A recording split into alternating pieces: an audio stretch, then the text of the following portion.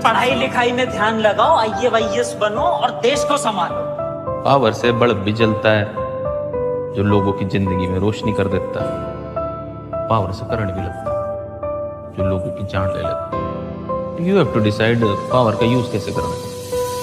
सो जाऊंगा, मर जाऊंगा, पर उठूंगा नहीं। तो क्या किया तूने? अपनी प्रॉब्लम्स को ढेर बना दिया।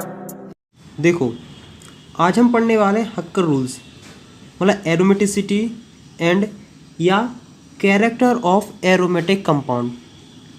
देखो, इस टॉपिक को बहुत ध्यान से सुनना क्योंकि ये टॉपिक बहुत ज़्यादा काम आने वाला है। और इससे पहले जो एरोमेटिक कंपाउंड से रिलेटेड वीडियो अपलोडेड हैं उनको एक बार ज़रूर देख लेना, बहुत इंपॉर्टेंट है एरोमेटिक कंपाउंड को समझने। देखो, तुम रिएक्शन रट लोगे, नॉमेनक्लेचर रट लोगे, सब कुछ रट लोगे, लेकिन जहाँ जहाँ डीलोकलाइजेशन ऑफ चार्जेस आएगा, जहाँ जहाँ रेजोनेंस आएगा, वहाँ वहाँ तुम परेशान हो जाओगे। क्योंकि मेरा ये मानना है कि तुम्हें कोई चीज़ तब तक याद नहीं होती है जब तक उसको ढंग से समझो नहीं। अगर कोई तुम चीज़ कितनी भी कठिन हो, कितनी भी कुछ भी हो, अगर उसे तुम एक बार समझ लोगे ना तो वो तुम्हें चीज़ इतनी आसानी से याद हो जाएगी जिसकी कोई हद नहीं है। समझ रहे मैं क्या कहना चाहता हूँ तुमसे? कितनी आसान टॉपिक होता है, बस एक बार वो समझने की देरी होती, तुमने समझा, वो टॉपिक आसान हो गया है। देखो, रेजोनेंस इन बेंजीन रिंग और डीलोकलाइजेशन ऑफ चार्जेस और रेजोनेंस एनर्जी, ये सब के बारे में हमने बहुत डिटेल में बात करी, तो एक बार वो वीडियो देख लेना, लिंक तुम्हें डिस्क्रिप्शन में मिल जाएगी।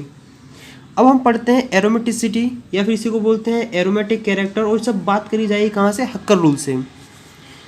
देखो, हक्कर रूल्स, तो सबसे पहले आखिरकार मान लो एक बच्चे ने मुझसे पूछा, जैसे मान लेते हैं कि स्वास्तिक ने मुझसे पूछा कि भैया जो एरोमेटिक कंपाउंड होते हैं उनकी क्या क्या खासियत होती है, मतलब उनमें क्या कौन कौन से कैरेक्टर पाए जाते हैं। जैसे अगर मान लो इंसान की बात करते हैं, अगर मैं कोई मुझसे पूछे कि भैया बताओ इंसान की क्या क्या खासियत है,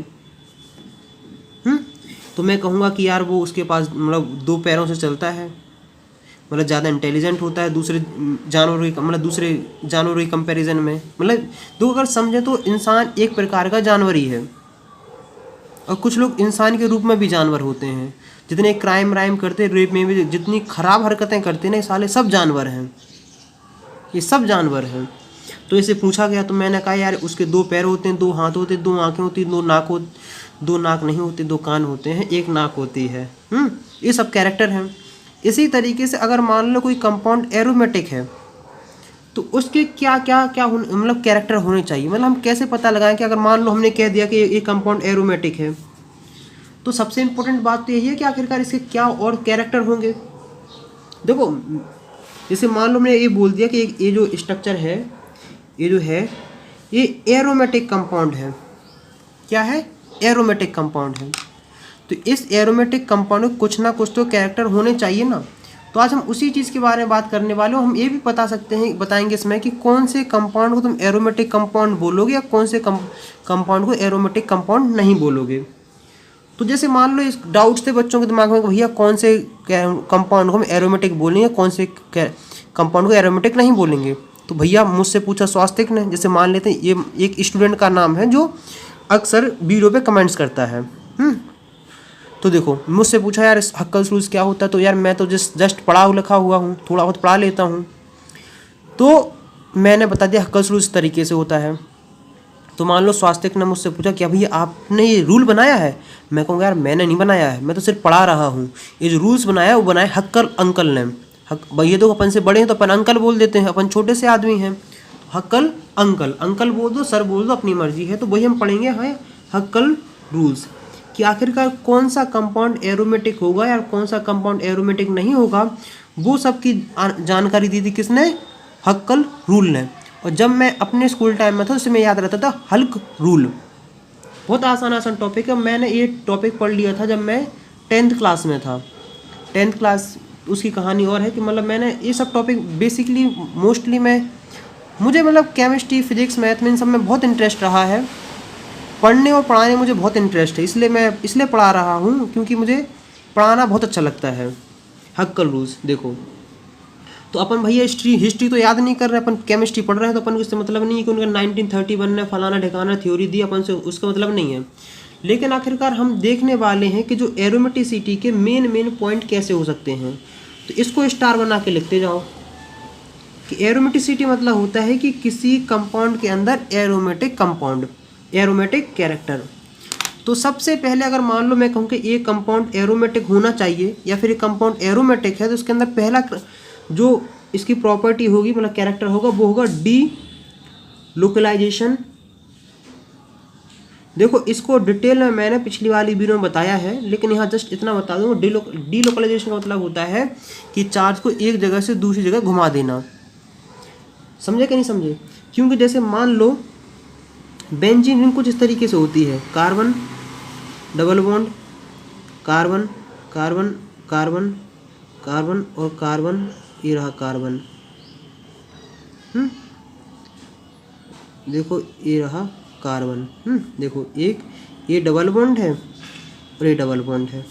अब जस्ट मैं तुम्हें समझाना चाहता हूँ कि इसमें किस तरीके से पाई पाई बॉन्डिंग की बात होती है। देखो ये जो सिंगल बॉन्ड है, ये जो सिंगल बॉन्ड, इसको मान लो एक सिंगल बॉन्ड मान लेते हैं। ये सिंगल बॉन्ड ए बना है बेसिकली किस तरीके से, ये बना है एक इसका पी ऑर्बिटल और इसका पी ऑर्बिटल एक दूसरे को ओवरलैप कर गए हैं। तो चलो हम बनाना स्टार्ट कर देते हैं ताकि तुम्हें और अच्छे से चीज़ समझ में आती जाए। इस टॉपिक को बहुत ध्यान, मतलब इसका हमने पी ऑर्बिटल बनाया है और हमने क्या किया कि हमने इसका भी पी ऑर्बिटल बना दिया है। तो ये रही इसकी ओवरलैपिंग। ऐसी सेम टू सेम कहानी इसने भी इसके साथ करी होगी और इसका भी एक पी ऑर्बिटल होगा। अभी सिर्फ मैं सिंगल बॉन्ड के बारे में बात कर रहे हैं। देखो इसका भी एक ऑर्बिटल होगा जो सिग्मा बना रहा होगा और इसका भी एक ऑर्बिटल होगा जो इससे इस तरीके से बना रहा है।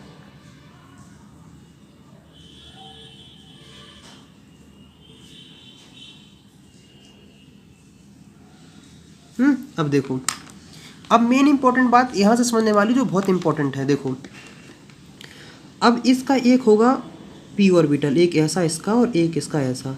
इसको बहुत ध्यान से समझना क्योंकि यही चीज़ तुम्हारे पूरे डाउट्स क्लियर करेगी। देखो एक ऐसा है और एक ऐसा है। तो ऐसा होता है कि ये जो बॉन्ड बनाते हैं इसे बोलते हैं पाई बॉन्ड और इसके अंदर होते हैं पाई इलेक्ट्रॉन। मतलब बॉन्डिंग में कौन पार्टिसिपेट करते हैं? इलेक्ट्रॉन। तो जो पाई बॉन्ड में इलेक्ट्रॉन पाए जाते हैं उसे पाई इलेक्ट्रॉन बोलते हैं। जो सिग्मा बॉन्ड में पाए जाते हैं उसे सिग्मा इलेक्ट्रॉन बोलते हैं। और सिग्मा बॉन्ड स्ट्रॉन्गर होता है किससे? पाई बॉन्ड से। अब देखो बात ऐसी है कि कुछ सैंडविच सी बन रही है। देखो ये मान लो सिग्मा बॉन्ड है, ये मान लो एक एंड जो है ये रहा ऑर्बिटल का और एक रहा इसका। समझ रहे कि नहीं समझ रहे? अब इस कार्बन का एक रहा, एक इसका एंड ए रहा और एक बॉन्ड ए रहा। देखो समझ में आ रहा है कि नहीं? अगर मतलब इस तरीके से कुछ इस तरीके से प्लेन मतलब ये बन रहा है कि ये ऐसे समझते हैं। देखो इस तरीके से ऐसे ऐसे ऐसे, क्योंकि 2D वाली 3D वाली चीज़ है और 2D में थोड़ा परेशानी होती है। लेकिन बता दूं कि सब ऑर्बिटल की कहानी मैंने केमिकल बॉन्डिंग में बहुत अच्छे से पढ़ाई है। और जब मैंने ऑर्गेनिक केमिस्ट्री स्टार्ट करी थी तो मैंने सबसे पहले बात एक बोली थी कि तुम केमिकल बॉन्डिंग एक बार ज़रूर देख लेना, क्योंकि केमिकल बॉन्डिंग आगे आगे बहुत काम आएगी। देखो हम मान लो बना रहे हैं क्या, ये पाई इलेक्ट्रॉन मान लो इस तरीके से है। जो ब्लू से बना रहे हैं वो मान के चलो क्या है, सिग्मा बॉन्ड है। जो हम पिंक से बना रहे हैं वो क्या है, पाई बॉन्ड का पहला ऑर्बिटल है। एक बन गया कि नहीं बन गया है? अब एक बनाते हैं हम यहाँ। देखो ध्यान से देखना, देखो ये ऐसा रहा, मान लो इसको यहाँ कर देते हैं, इसको यहाँ कर देते हैं, इसको ऐसे ऐसे ऐसे और ऐसे, ये रहा। क्या समझे? समझ रहे? देखो मेरा मेन पर्पस है कि तुम्हें टॉपिक समझ में आना चाहिए। तो देखो इसके अंदर है pi electron, sorry sigma electron, और इसके यहाँ है क्या है, पाई इलेक्ट्रॉन है। इसके अंदर पाई इलेक्ट्रॉन है। तो डीलोकलाइजेशन में ऐसा होता है कि पाई इलेक्ट्रॉन जो होते हैं ना, ये ऐसे जी यहाँ पूरे में ये डीलोकलाइड होते रहते हैं। मतलब एक जगह से दूसरी जगह डिस्ट्रीब्यूटेड होते रहते हैं। और चार्ज जितना ज़्यादा तुम डिस्ट्रीब्यूट करोगे ना कंपाउंड, उतना ज़्यादा स्टेबल होगा। क्यों? क्योंकि देखो बेसिकली इलेक्ट्रॉन क्या है, चार्ज है, और चार्ज को अगर सेम चार्ज पास में रखोगे रिपल्सन होगा, रिपल्सन होगा, अनस्टेबिलिटी आएगी, कंपाउंड स्टेबल नहीं रहेगा। तो बेसिकली चार्ज को डीलोकलाइजेशन कराया जाता है। अब दूसरी बात करते हैं, तो दूसरा बात है प्लेनरिटी, कि कंपाउंड को, जो भी कंपाउंड एरोमेटिक होगा या जो भी कंपाउंड एरोमेटिक होना चाहता है उसको प्लेनरिटी शो करना चाहिए। प्लेनरिटी मतलब होता है कि उस कंपाउंड को प्लेनर होना चाहिए। प्लेनर मतलब होता है कि एक ही प्लेन में, मतलब ये जो 1 2 3 4 5 6 कार्बन है ना, जिस 6 कार्बन सब एक ही में है, इस तरीके से समझ रहे कि नहीं समझ रहे? देखो इस तरीके से समझाता हूँ, देखो अब समझाते हैं बहुत अच्छे तरीके से। देखो इस बात को देखो, ये मान लो पहला कार्बन है, क्या है, पहला कार्बन है। ये मान लो दूसरा कार्बन है, ये दूसरा कार्बन है। यहाँ मान लो तीसरा कार्बन है, और ये मान लो चौथा, पांचवा और छठवां। ये अगर तुम देखोगे तो देखो ये सब लोग एक ही प्लेन में हैं। इस प्लेन का मतलब होता है कि सब, देखो सब जो रखे हैं सब एक प्लेन में ही रखे गए हैं। देखो अब बहुत से लोगों को अभी बात समझ में नहीं आई होगी। इस तरीके से बना देते हैं, इस तरीके से कॉन्टैक्ट, इस तरीके से ये रहा, ये रहा, ये रहा और ये रहा, ये रहे सब। मांझा अब क्या नागमणि लेके ही जाएगा क्या? देखो ये सब क्या है, एक प्लेनर में है। अगर मान लो 5 लोग एक प्लेनर में, मतलब इसमें होते और एक ये हाइड्रोजन होता इतना ऊपर, तो ये कंपाउंड प्लेनर नहीं कहलाता। समझ रहे कि नहीं समझ रहे? अगर मान लो एक कंपाउंड होता है यहाँ और ये कंपाउंड होता, मतलब एक कार्बन होता नीचे, तब भी प्लेनर नहीं कहलाता। प्लेनर मतलब होता है कि सब कंपाउंड को अगर तुम इस तरीके से रखोगे खटिया जैसा खड़ा हो जाना चाहिए। देखो तो ये सब क्या है, प्लेनर है।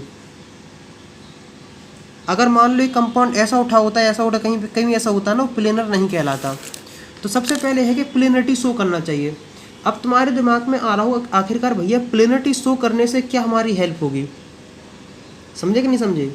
कि मेन इंपॉर्टेंट बात है कि तुम्हारे दिमाग में क्वेश्चन आना चाहिए कि प्लेनरिटी, अगर मान लो कि कंपाउंड प्लेनर है तो क्या उसका बेनिफिट है। तो जब देखो प्लेनर होगा ना, तो इनके जो ये जो पाई इलेक्ट्रॉन होंगे ना, ये पाई ऑर्बिटल, ये अच्छे से क्या करेंगे, ओवरलैप करेंगे। समझे कि नहीं समझे? जितनी अच्छी बॉन्डिंग उतनी अच्छी स्टेबिलिटी, तो ये ओवरलैप करने में हेल्प करेंगे। अब तीसरी बात करने वाले हैं, वो है कि एक होता है 4n + 2 पाई इलेक्ट्रॉन। पहली बात हुई कि चार्ज का डीलोकलाइजेशन होना चाहिए, क्योंकि जितना ज़्यादा चार्ज का डीलोकलाइजेशन होगा उतना ज़्यादा सही रहेगा। तीसरी बात है कंपाउंड क्या होना चाहिए, प्लेनर होना चाहिए। और मतलब जो भी रिंग है, मतलब रिंग है जो, वो प्लेनर होना चाहिए। और तीसरी बात है कि उसको एयर वाला रूल फॉलो करना चाहिए, 4n + 2 पाई इलेक्ट्रॉन। आखिरकार आप समझते हैं कि ये क्या कहना चाहता है। देखो जैसे मान लो एक कंपाउंड है, बेंजीन रिंग है, क्या है, बेंजीन रिंग है। n जो होता है ना, n क्या है, एक इंटीजर है। n की वैल्यू 0 भी हो सकती है, 1 भी हो सकती है, 2 भी हो सकती है, 3 हो सकती है, कुछ भी हो सकती है। नेगेटिव नहीं होगी, ना ही पॉइंट में देखने को मिलेगी, क्योंकि कभी भी इलेक्ट्रॉन पॉइंट में देखने को नहीं मिलते हैं। ये समझ लो जो इलेक्ट्रॉन है एक प्रकार के इंसान है। इंसान कभी पॉइंट में पाए जाते हैं। 1.2 आदमी मेरे घर में आए, 1.3 लोग चोरी करके चले गए, ऐसा नहीं होता ना। पॉइंट जो चीज़ है, ये पेन है, ये 1.2 में थोड़ी आएगा। इस तरीके से इलेक्ट्रॉन भी है। तो ये क्या कहा जाता है कि जो भी तुम्हारे पास रिंग है, जो भी तुम्हारे पास कंपाउंड, वो इस रूल को फॉलो करना चाहिए, और इसी को कहते हैं हक्कल रूल। अगर एक बात और कहें तो चौथी बात एक लिख सकते हो कि जो सिस्टम है, जो कंपाउंड हो, साइक्लिक होना चाहिए। सिस्टम कैसा होना चाहिए, साइक्लिक। तो ये रही, चिंता नहीं करो, ज़्यादा परेशान नहीं हो, मैं हक्कल रूल्स की डेफिनेशन लिखवा दूंगा, बहुत आसान हो जाएगा। लेकिन मेन इंपॉर्टेंट ये बात हमें समझनी चाहिए। तो सबसे पहले क्या करते हैं, सस्ती सी सिंपल सी गरीबों वाली हम डेफिनेशन लिखते हैं, किसकी, हक्कल रूल्स की। देखो ये रही तुम्हारे सामने सस्ती सी सिंपल सी गरीबों वाली डेफिनेशन, किसकी, हक्कल रूल्स की।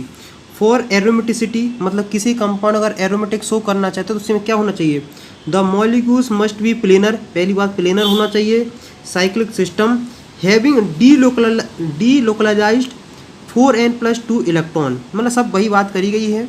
डीलोकलाइज का मतलब होता है कि जो पाई इलेक्ट्रॉन है वो अपनी जगह मतलब स्टिक नहीं रहने चाहिए, वो मूवेबल होना चाहिए। तो ये रही, मुझे पता है कि बहुत सारे लोगों को इस बात से क्लियर बात समझ में नहीं आई होगी, लेकिन फिर भी समझाते हैं। देखो इस तरीके से देखो कि जैसे मान लो कोई कंपाउंड है तो उसमें पाई इलेक्ट्रॉन पता है कितने होंगे, इस रूल को पकड़ते हैं 4n+2। तो अगर n की वैल्यू 0 रखोगे तो पाई इलेक्ट्रॉन कितने आएंगे, पाई इलेक्ट्रॉन आएंगे 2। अगर n की वैल्यू तुम क्या रखते हो, 1 रखते हो, तो पाई इलेक्ट्रॉन कितने आएंगे, पाई इलेक्ट्रॉन आएंगे 6। अगर n की वैल्यू तुम क्या रखते हो, 2 रखते हो, तो पाई इलेक्ट्रॉन की वैल्यू कितनी आएगी, 8, 10। अगर n की वैल्यू तुम रखते हो 3, तो पाई इलेक्ट्रॉन कितने आएंगे, पाई इलेक्ट्रॉन आएंगे 12, 14। मतलब जो भी तुम कंपाउंड ले रहे हो उसके अंदर इतने पाई इलेक्ट्रॉन होने चाहिए, 2 होना चाहिए, 6 होना चाहिए, 10 होना चाहिए, 14 होने चाहिए, मतलब और भी पूरी लाइन बन जाती है।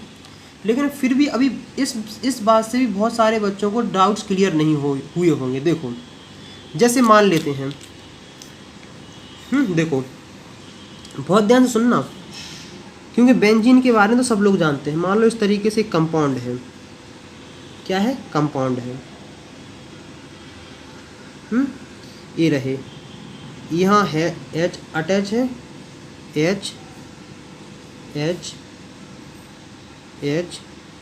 और H, और ये रही बात, और ये रही बात, और ये रहे 2 इलेक्ट्रॉन नेगेटिव। अब हम मान के चलते हैं कि ये प्लेनर है, चलो मान लिया कि हमने ये चीज़ प्लेनर है।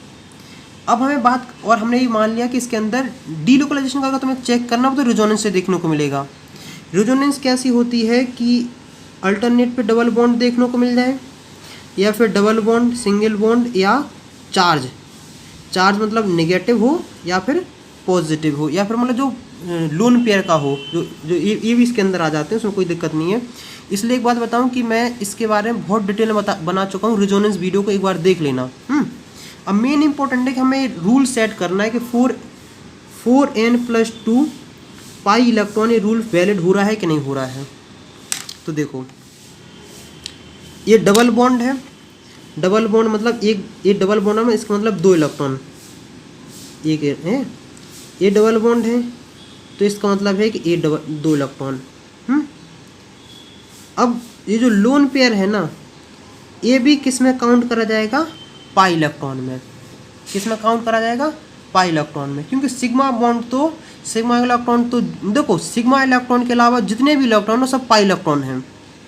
बात क्लियर हो रही है कि नहीं हो रही है, क्योंकि सिग्मा इलेक्ट्रॉन जो होंगे वो बॉन्डिंग में पार्टिसिपेट कर चुके होंगे। तो ये रहे, तो इसके अंदर 2, 4, 6 इलेक्ट्रॉन है। अब इसके अंदर चेक करो कि 6 इलेक्ट्रॉन है कि नहीं है, आ रही है बात। तो इसका मतलब है कि ये वाला कंपाउंड एरोमेटिक कंपाउंड है। देखो मेन बात समझ में आ रही है कि मैं क्या समझाने की कोशिश कर रहा हूँ। देखो इस बात को समझो, क्योंकि अगर नहीं समझोगे तो बहुत दिक्कत आ जाएगी। देखो चलो और बात करते हैं, क्योंकि जो कंपाउंड लिख रहे हैं बहुत इंपॉर्टेंट, तुम्हें ऑर्गेनिक केमिस्ट्री में बहुत यूज़ आएंगे। पहला एक कंपाउंड हम बनाते हैं इस तरीके से, क्योंकि अगर यहाँ गलती से भी अगर लगा के तुम्हें डबल लाइन है तो उसी में परेशान हो जाएगा। ये रहा H। मैं कहूँगा कि इन कंपाउंड के नाम कहीं ना कहीं लिखते जाएं, क्योंकि ऑर्गेनिक केमिस्ट्री में बहुत काम आने वाले हैं। ये रहा, और इस तरीके से H, ये रहा। तो जैसे मान लो यहाँ जो कार्बन था ना, उसकी जगह हमने क्या लगा दिया, नाइट्रोजन लगा दिया है। तो अब हम चेक करते हैं कि आखिरकार एक कंपाउंड एरोमेटिक है या नहीं है। देखो हमें मान के चलते हैं कि कंपाउंड प्लेनर तो है, और दूसरी बात है कि double bond, sigma bond, lone pair, single bond, double bond, A double bond. तो इसका मतलब है कि इसके अंदर रिजोनेंस हो रही, मतलब डीलोकलाइजेशन भी हो रहा है। अब मेन इंपॉर्टेंट बात है कि हमें समझना है कि ये 4n+2 पाई इलेक्ट्रॉन इसके अंदर है कि नहीं है, मतलब इसके अंदर 2 इलेक्ट्रॉन है, 6 इलेक्ट्रॉन है, 10 इलेक्ट्रॉन है या 14 इलेक्ट्रॉन है, या फिर मतलब n की वैल्यू हम 4 रख देते तो होता है pi electron is equal to 4 × 4 + 2 16 18 electron है। देखो चेक करते हैं, तो इसके अंदर सबसे पहले ढूंढते इसके अंदर पाई इलेक्ट्रॉन कितने हैं, 2 4 और 6। तो इसके अंदर पाई इलेक्ट्रॉन कितने हैं, 6 हैं। तो इसका मतलब इसके अंदर पाई 6 हैं पाई इलेक्ट्रॉन। तो इस बात से क्या सिद्ध होता है कि ये वाला स्ट्रक्चर क्या है, प्लेनर, मतलब इस ये स्ट्रक्चर क्या एरोमेटिक है। तो अपने दिमाग में सेट मत कर लेना कि सिर्फ बेंजीन रिंग ही एरोमेटिक होता है, ये कंपाउंड भी एरोमेटिक है और ये एरोमेटिक के कैरेक्टर शो करना स्टार्ट कर देगा। इसका नाम लिख लो पाई रूल। अब जो दूसरा कंपाउंड लिखने वाले हैं वो भी बहुत इंपॉर्टेंट है। चलो इसकी जगह नाइट्रोजन की जगह हम लगा देते हैं ऑक्सीजन। समझ रहे नहीं, देखो इसमें क्या है, इसमें है कार्बन, और इस जो दूसरा लगाने वाले हैं इसके अंदर है ऑक्सीजन। तो डबल बॉन्ड और ऑक्सीजन जैसे मान लो इस तरीके से बॉन्डेड है तो 1 2 पाई ये इलेक्ट्रॉन इसके पास है, लोन पेयर जो होते हैं, ये रहा। तो देखो सब कुछ वही है, इसके अंदर चेक करो तो इसके अंदर कितने इलेक्ट्रॉन है, इसके अंदर है 6 पाई इलेक्ट्रॉन। तो इसका मतलब है कि ये वाला कंपाउंड भी एरोमेटिक है, हमें मान कर चलते हैं प्लेनर है। वैसे होता है, लेकिन अगर देखो यहाँ तो तुम देख के नहीं बता सकते प्लेनर है या नहीं है, लेकिन हम मान लिया कि प्लेनर है, वैसे रियली में होता भी है। तो प्लेनर वाली जो होती है वो एक्सपेरिमेंट करके देखे जाते हैं, स्पेक्ट्रम रे इमेज की हेल्प से देखा जाता है, तो इसमें प्रैक्टिकल्स की हेल्प से देखना, इसलिए अपन प्लेनर वाली तुम देख के नहीं बता पाओगे स्ट्रक्चर प्लेनर है या नहीं है। समझ रहे कि नहीं, मेरा मेन क्या कहने का मतलब है। तो 2 चीज़ तुम्हें देखनी होती है कि डिलोकलाइजेशन हो रहा है कि नहीं हो रहा है, 6 पाई इलेक्ट्रॉन है कि नहीं है। 6 पाई इलेक्ट्रॉन है, हक्कर लूज फॉलो हो रहा है, इसका मतलब ये भी स्ट्रक्चर क्या है, एरोमेटिक है। इसका नाम होता है फ्यूरेन। अब देखो इसकी जगह हम क्या लिख देते हैं, ऑक्सीजन की जगह लगा देते हैं हम क्या, सल्फर। ये सिंगल ही बॉन्ड है, याद रखना भी है, सल्फर सिंगल बॉन्ड। अब देखो हमने मान लिया कि पाई मतलब यहाँ लगाए बात एक ही होती है, ये डबल बॉन्ड है और ये डबल बॉन्ड है। रिजोनेंस तो डीलोकलाइजेशन ऑफ चार्जेस तो हो रहा है। अब देखना है कि इसके अंदर जो 4n + 2 पाई इलेक्ट्रॉन वाली क्राइटेरिया हो रहा पूरा कि नहीं। 2 4 6 तो क्या है, 6 पाई इलेक्ट्रॉन है। तो 6 पाई इलेक्ट्रॉन आखिरकार क्या शो करते हैं कि ये कंपाउंड एरोमेटिक कंपाउंड है। ये जो जितने हम स्ट्रक्चर बनाए सब एरोमेटिक की तरह बिहेव करेंगे। तो इसका जो नाम होता है थाइयोफीन। ये सब बहुत यूज आने वाले हैं तुम्हारे में।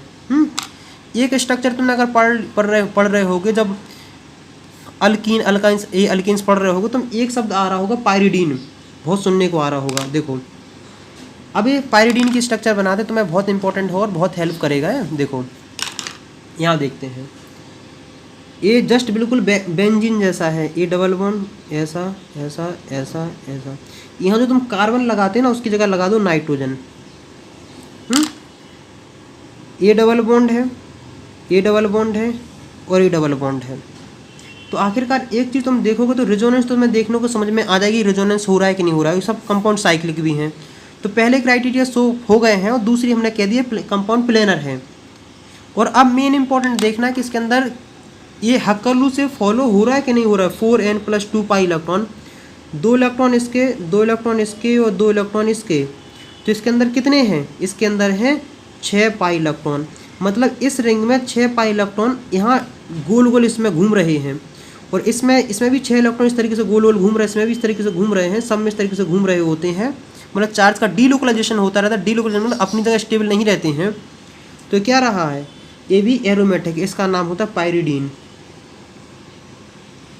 तो मुझे उम्मीद है कि आखिरकार ये बात तुम्हें समझ में आ गई होगी, कौन से स्ट्रक्चर एरोमेटिक होते हैं, कौन से स्ट्रक्चर एरोमेटिक नहीं होते हैं। अब बच्चे मन के सच्चे कुछ पूछ रहे होंगे, भैया का एक दो एग्जाम्पल ऐसे ही बता दो कि जो कंपाउंड एरोमेटिक नहीं है। हम बताते हैं, देखो सुनो, देखो इस तरीके से देखते हैं। देखो इस तरीके से ये रहा कंपाउंड,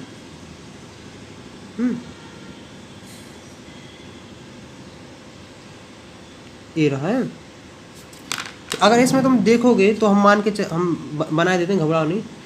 अल्टरनेटिंग डबल बॉन्ड तो है, अल्टरनेटिंग तो डबल बॉन्ड देखने को मिल रही है। कि मतलब इसमें चार्ज का डीलोकलाइजेशन तो देखने को मिल रहा है, लेकिन सबसे अभी चेक करो कि हक्कर रूल्स को फॉलो कर रहे हैं कि नहीं कर रहे हैं। हक्कर रूल्स मतलब 4n+2 पाई इलेक्ट्रॉन इसके अंदर है कि नहीं है। तो देखो 2 इलेक्ट्रॉन, 4 इलेक्ट्रॉन, 6 इलेक्ट्रॉन और 8 इलेक्ट्रॉन। तो इसके अंदर कितने इलेक्ट्रॉन हैं? 8 इलेक्ट्रॉन हैं।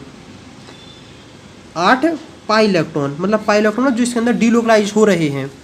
तो ये कंपाउंड एरोमेटिक नहीं होगा, क्योंकि एरोमेटिक होने के लिए 2 होना चाहिए, 6 होना चाहिए, 10 होना चाहिए, 14 होना चाहिए। इसमें से बीच में नहीं आ रहा, इसके अंदर है 8 इलेक्ट्रॉन। तो इसका मतलब है कि ये कंपाउंड एरोमेटिक कंपाउंड नहीं है। तो मुझे उम्मीद है ये बात तुम्हें काफ़ी अच्छे तरीके से समझ में आ गई होगी। और एक बात बता दें कि ये जो होता है ये प्लेनर भी नहीं होता है, ये होता टब जैसा, इस तरीके से। लेकिन वो तो सब एक्सपेरिमेंट करने का पता चलेगा। देखो ये इसके अंदर कितने थे? 1 2 3 4 5 6 7 8 थे ना। देखो 1 2 3 4 5 6 7 8 है। Double bond double bond double bond double bond. तो इस है ये 2 चीज़ फॉलो नहीं कर रहे, प्लेनर भी नहीं है, और दूसरी बात कि ये हक्कर रूल्स को ही फॉलो नहीं कर रहा है। देखो इसकी कहानी से बताते हैं कि इसके 2 इलेक्ट्रॉन मान लो इस तरीके से रखे हैं, ये रखे हैं। ये जो 2 इलेक्ट्रॉन है ना, ये 2 इलेक्ट्रॉन पता कैसे हैं? सॉरी 2 कार्बन पता कैसे? ऐसे हवा में ऐसे हैं। मतलब ये दोनों तो प्लेन में हैं, ये दोनों यहाँ हवा में हैं, तो ये प्लेनर भी नहीं है। तो मुझे उम्मीद है कि ये बात इतनी तुम्हें बेसिक चीज़ें समझ में आ गई होंगी। अब यहाँ तक तुम्हें कोई भी दिक्कत, कोई समस्या नहीं आनी चाहिए। अब और एक एग्जांपल दिखा दें। क्या ये बताइए कंपाउंड एरोमेटिक है या नहीं है? देखो तो सबसे पहले आखिरकार मान के चलते हैं प्लेनर है, मान लिया है। अब दूसरा क्राइटेरिया कि आखिरकार इसके अंदर चार्ज का डीलोकलाइजेशन हो रहा है या नहीं हो रहा है। डबल बॉन्ड सिंगल बॉन्ड और charge, double bond single bond charge, double bond single bond charge, मतलब इसके अंदर डीलोकलाइजेशन तो हो रहा है। अब ये चेक करो कि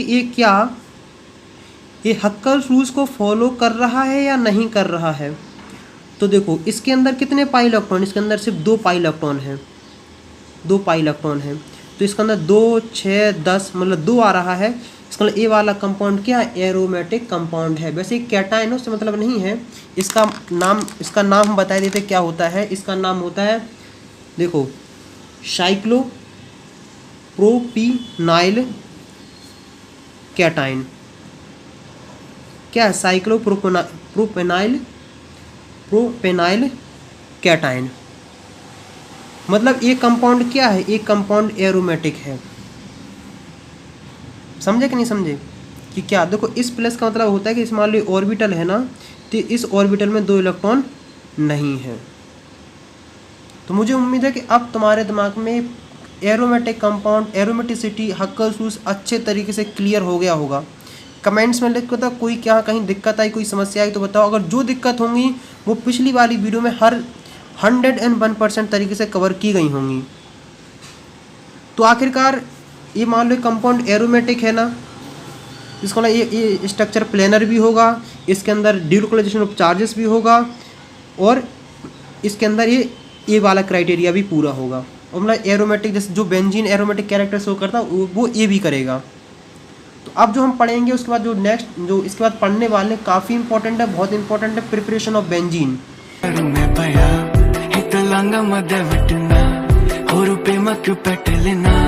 तेरी सांसें तड़पाए, हाय कैसे करूं मैं बयां, मैंने के मांगे तेरे